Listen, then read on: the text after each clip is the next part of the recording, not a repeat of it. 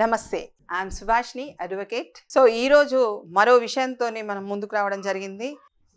నమస్తే అండి, I'm Subhashini, advocate. ఈరోజు మనం తీసుకోబోయే ఇష్యూ చాలా మంచి ఇష్యూ.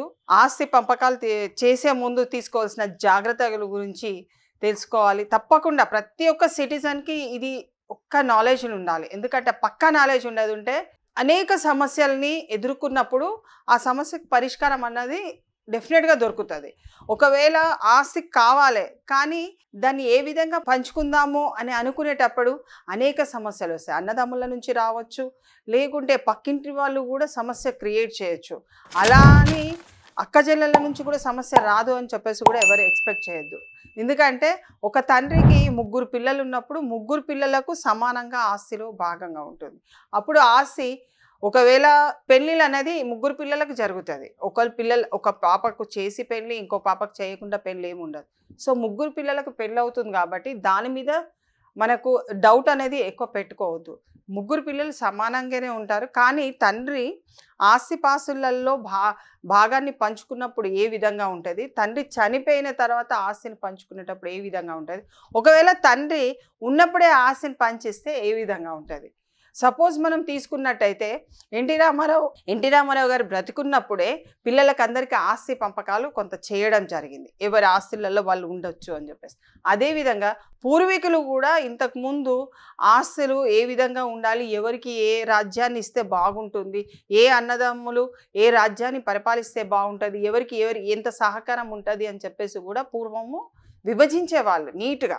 కానీ ఇప్పుడు ఆస్తుల కోసము అరాచకాలే కాదు, ఆస్తుల కోసం అన్నలను మాయం చేయడం కాదు, తమ్ముళ్ళని మాయం చేయడం కాదు, సంవత్సరాల తరబడి ఆస్తుల మీద కొట్లాడుకొని సంవత్సరాలే, 1 సంవత్సరం 2 సంవత్సరాలు నేను చెప్పట్లేదు, 20 సంవత్సరాలు కూడా కొట్లాడుకునే వాళ్ళు చాలామంది ఉన్నారు. ఎందుకనంటే ఆస్తి ఇస్తే వీడు నాకంటే ఎక్కువ మాట్లాడతాడేమో, ఆస్తి ఇస్తే వీడు నన్ను కానకుండా ఎక్కడే వెళ్ళిపోతాడేమో, లేకుంటే గతంలో ఇద్దరు అన్నదమ్ములు దుర్మాషాలు ఆడుకోవడము, లేకుంటే అక్క చెల్లెల మధ్యన సయోధ్యము, అన్న చెల్లెల మధ్యన అక్క చెల్లెల మధ్యన అందరి మధ్యన సయోధ్యం లేకపోవడం కూడా దీనికి ఒక కారణం ఉంటుంది, బలమైన కారణం ఉంటుంది. అందులో కూడా ఒకవేళ అక్కనే తమ్ముడే ఉన్నాడు అనుకో, ఒకవేళ చెల్లె ఉన్నాడు అనుకో, వాళ్ళ భర్తలు కూడా నుంచి వీళ్ళకు వచ్చే థ్రెట్ ఏమున్నదా, లేకుంటే వాళ్ళ నుంచి సరైన మర్యాద ఉందా లేదా, వాడు నాకు మర్యాద ఇస్తలేడు నేనెందుకు నా ఆస్తిలో ఇవ్వాలి, నా ఆస్తి నీ ఆస్తి అన్నది రాదు. ఇక్కడ సహృదయంతో అందరి ఆస్తి సమానంగా పంచుకోవాలని చట్టం చెప్తుంది.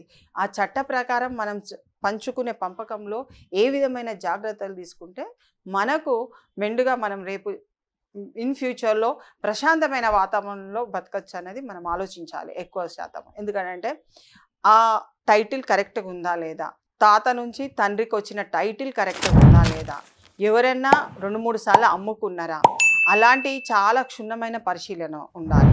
రిజిస్ట్రేషన్ ఆఫీస్లో ఇంతకుముందు వాళ్ళ నేమ్స్ ఎలా ఉన్నాయి, ఆ నేమ్స్ వాళ్ళు ఏ ఇయర్ నుంచి ఏ ఇయర్ వరకు వీళ్ళ నేమ్స్ ఏ ఉన్నాయి, ఎంకరెంబరెన్స్ సర్టిఫికేట్ ఏం చెప్తుంది, వాల్యుయేషన్ సర్టిఫికేట్స్ ఏం చెప్తున్నాయి, ఒకవేళ ఒక అన్నకో తమ్మునికో వద్దు నాకు ఈ ప్రాపర్టీ అన్నప్పుడు ఆ వాల్యుయేషన్ ఎంత చెప్తుంది, ఆ వాల్యుయేషన్కి సంబంధించిన డబ్బులు ఇస్తే తమ్ముడు ఒప్పుకుంటున్నాడా, అక్క ఒప్పుకుంటుందా, ఈ ప్రాపర్టీని వదిలిపెట్టి 200 గజాలు ఉన్నదనుకోండి, ఆ 200 గజాలలో అందరూ పంచుకున్నప్పుడు సరి సమానంగా నలుగురుంటే 450 గజాలు వచ్చేస్తుంది.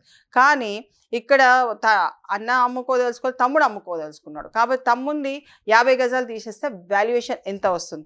దీన్ని చాలా క్షుణ్ణంగా పరిశీలించుకున్నట్టయితే చాలా మటుకు మీకు సమస్య అక్కడ పరిష్కారం అవుతుంది. అందులో ప్రతి ఒక్కరి యొక్క సంతకాలు ఒక డాక్యుమెంట్ ఎప్పుడైతే సెటిల్మెంట్ డీడ్ మనం చేసుకుంటామో ఫ్యామిలీ నుంచి అందరూ కలిసి ఫ్యామిలీ సెటిల్మెంట్ డీడ్ చేసుకున్నప్పుడు కంపల్సరీ ఆ యొక్క పంపకాల అప్పుడు అందరి సంతకాలు అన్నది తప్పనిసరి అవసరము. తండ్రి ఒకవేళ పంచుతున్నాడు విల్ డీడ్గా కానీ తన ఓన్గానే పంచుతున్నాడు, ఎవరికి సంబంధం లేదు నేను నా ఓన్గా పంచుతున్నా అన్నప్పుడు సరి సమానంగా పంచుతున్నాడా లేదా అన్నది అక్కడ చూసుకోవాల్సిన జాగ్రత్తగా చూసుకుంటే సరిపోతుంది. టైటిల్ డీడ్ సరిగ్గా ఉండి ఉన్నట్టయితే ఒకరే పేరు మీద ఆ యొక్క ఆస్తి ఉన్నట్టయితే తండ్రి చనిపోయిన తర్వాత డెఫినెట్గా అందరు పంచుకోవడానికి ఒక సక్సెషన్ సర్టిఫికేట్ అని, లీగల్ ఎయిడ్ సర్టిఫికేట్ కానీ, ఫ్యామిలీ సర్టిఫికేట్ అని, డిపెండెంట్ సర్టిఫికేట్ ఏదైనా సరే. ప్రభుత్వ ఉద్యోగి అయితే ఎంఆర్ఓ ఆఫీస్ నుంచి మనకు డిపెండెంట్ అని ఫ్యామిలీ బెనిఫిట్ సర్టిఫికేట్ కానీ వస్తుంది. లీగల్ ఎయిడ్ సర్టిఫికేట్ తప్పకుండా ఒక గవర్నమెంట్ ఉద్యోగికి వస్తుంది. అది కాకుండా మామూలుగా మనం గవర్నమెంట్ జాబ్ కాకుండా ప్రైవేట్గా ఉన్న వాళ్ళు ఎవరైనా సరే వాళ్ళు ఫ్యామిలీ సర్టిఫికేట్ కోర్టు నుంచి కానీ, లీగల్ హెల్త్ సర్టిఫికేట్ కోర్టు నుంచి కానీ, సక్సెస్ సర్టిఫికేట్ కోర్టు నుంచి కానీ తెచ్చుకోవాల్సిన బాధ్యత తప్పనిసరి ఉంది. ఆస్తి హక్కు కోసము కొట్లాడినప్పుడు సక్సెషన్ సర్టిఫికేట్ కానీ, లీగల్ హెల్త్ సర్టిఫికేట్ అన్నది తప్పనిసరి అవసరం. అది తప్పనిసరి జాగ్రత్తగా చూసుకోవాలి. అందులో అందరి పేర్లు కూడా ఇంక్లూడ్ అయినాయి.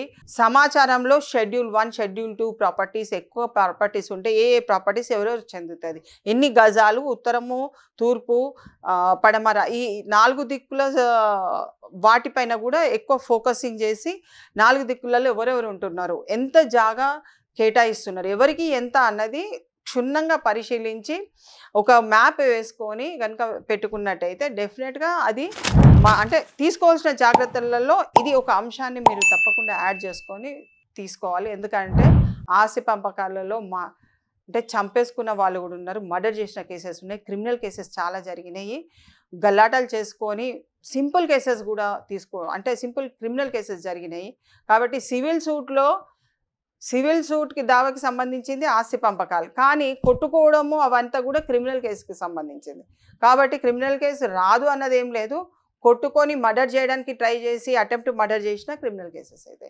సో కొన్ని జాగ్రత్తలు మర్డర్స్ చేయకుండా, అటెంప్ట్ మర్డర్స్ చేయకుండా కొన్ని జాగ్రత్తలు తీసుకుంటే ఆస్తి ఒప్పందాల మధ్యన లేకుంటే సరి సంబంధంగా మనం ఒక ప్రశాంతమైన వాతావరణాన్ని తీసుకొని వెళ్ళగలుగుతాం ముందు. Thank you.